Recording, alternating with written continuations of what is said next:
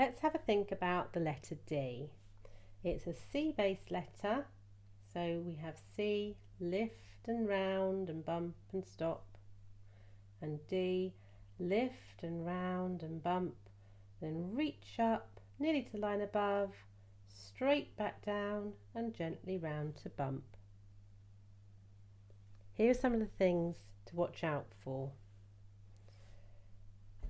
First of all, if you come down too quickly and then reach up, it may be that you aren't able to catch the top of C as you go up, and so you get this gapping.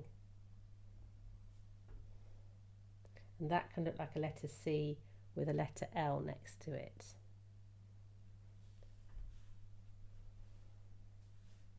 If you come down too quickly and realise and then go up to touch, you can end up with a very slim, narrow D that doesn't fit in as well with the rest of your letters.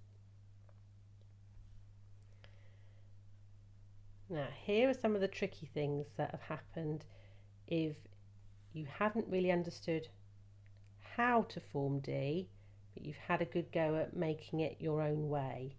So often I see people starting D from the top, coming down and then back over this way, and it isn't always clear, and it does cause problems when you want to join two D. So if I wanted to join an A to a D, and I have to come up to the top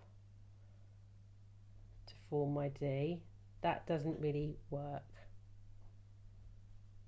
So we don't want to form D from the top.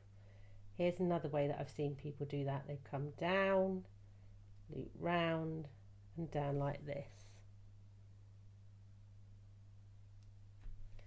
The last thing to be aware of is making sure that the back of D is tall enough, because if you just come up a little bit, it's not always clear whether this is supposed to be a D or an A.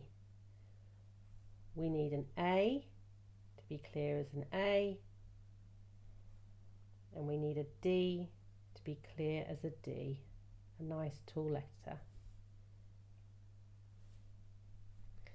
So it's lift and round and bump, reach up nearly to the line above, come straight back down, then gently round to bump. Have a think, have a chat, and then have a practice.